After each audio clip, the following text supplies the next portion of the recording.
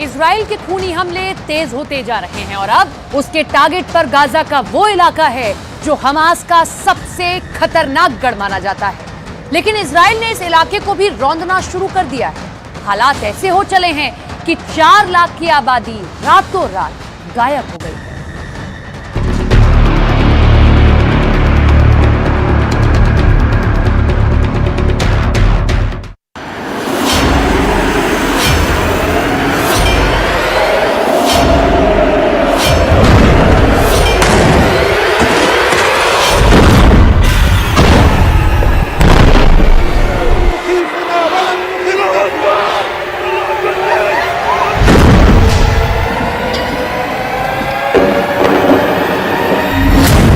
खान यूनिस पर खूनी हवाई हमले।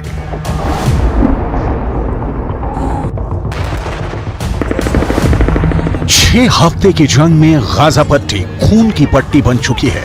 इजराइल की प्रचंड बमबारी और जमीनी हमले में उत्तरी गाजा की 90% आबादी दक्षिणी गाजा की तरफ भाग चुकी है।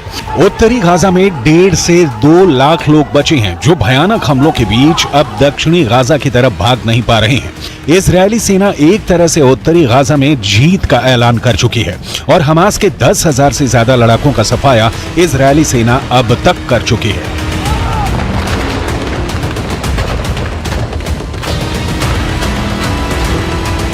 लेकिन अब प्रधानमंत्री नेतन्याहू के नेतृत्व में बनी युद्ध सरकार के आदेश पर इजरायली सेना दक्षिणी गाजा में जबरदस्त मिसाइल और हवाई हमले कर रही है।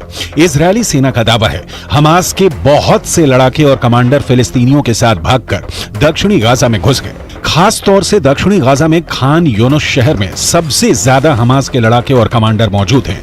यही वजह है कि अब इजरायली सेना जमीन से मिली खुफिया जानकारी के आधार पर दक्षिणी गाजा के खान यूनिस शहर पर हमला कर रही है।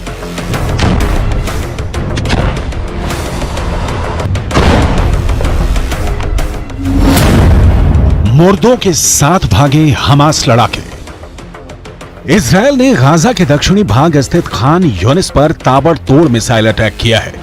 इस हमले में 26 से ज्यादा फिलिस्तीनी मारे गए हैं जिसमें ज्यादातर बच्चे हैं। इजरायली सेना के दावों के मुताबिक इजरायली सेना ने हमले से पहले गाजा स्थित खान यूनिस को खाली करने की चेतावनी दी थी।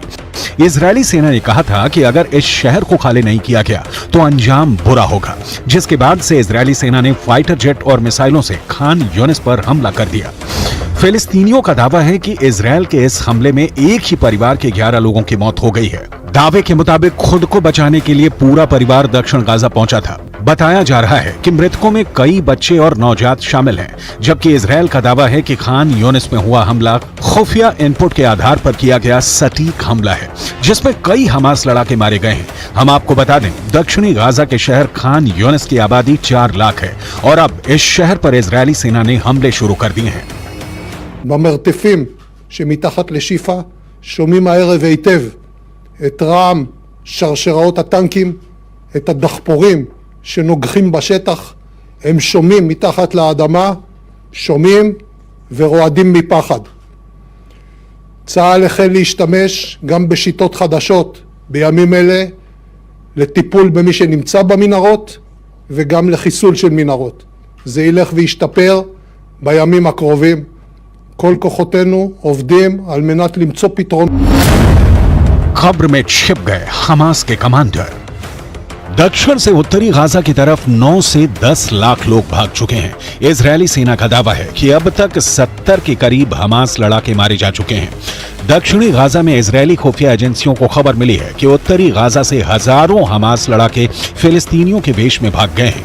खबर तो यहां तक आ रही है कि एम्बुलेंस में रखे जनाजों के बीच हमास लड़ाके उत्तरी गाजा से दक्षिणी गाजा की तरफ भागे हैं। कुछ ऐसी भी खबरें हैं कि हमास के कुछ कमांडर और लड़ाकों ने कब्रिस्तान में पनाह ले रखी है।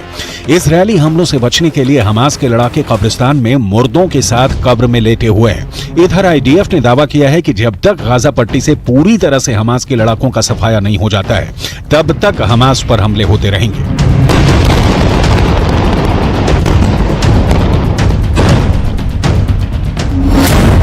दक्षिणी गाजा में इजरायल का आखिरी युद्ध। मिडल ईस्ट और पश्चिम मीडिया की तरफ से जारी जो वीडियो सामने आ रहे हैं वो गाजा के लिए साक्षात नरक साबित हो रहे हैं। 12,000 से ज्यादा लोग गाजा में मारे जा चुके हैं। वेस्ट बैंक में हमास के कई कमांडर मारे जा चुके हैं। 50% से ज्यादा गाजा तबाह हो चुका है। 35,000 से ज्यादा इमारतें गाजा पट्टी में तबाह हो चुकी हैं। उत्तरी गाजा से 80% से ज्यादा लोग दक्षिणी गाजा की तरफ भाग रहे हैं और अभी भी भागने का सिलसिला रुका नहीं है। उत्तरी गाजा के बाद दक्षिणी गाजा में इजरायली हमले पूरी तैयारी के साथ शुरू हुए हैं।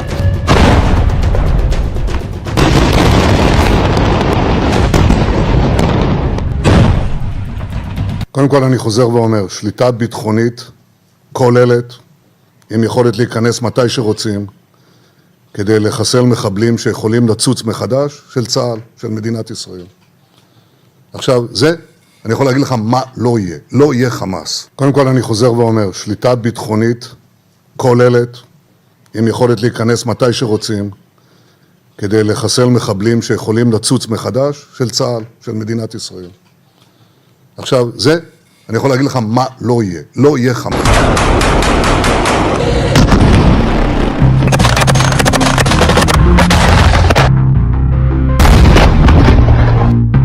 हमास के लड़ाकों के बीच इजरायल के कुछ ऐसे एजेंट हैं जो हमास के कमांडर और लड़ाकों के हर हमले और हरकत की खुफिया जानकारी इजरायल की खुफिया एजेंसी और सेना को दे रहे हैं। जैसे ही सुरंग में छिपे हमास के लड़ाके और कमांडरों की जानकारी का सिग्नल हमास के बीच छिपे एजेंट इजरायली सेना को देते हैं, उसके बाद इजरायल तेजी से अपने हवाई और जमीनी कमांडरों को टारगेट की लोकेशन की जानकारी देता है, जिसके बाद सुरंग में मौजूद इजरायल के एजेंट एक सुरक्षित दूरी पर चले जाते हैं, जबकि हमास के कमांडर और बाकी लड़ाके इजरायल के हवाई और जमीनी हमले में बुरी तरह से मारे जा रहे हैं।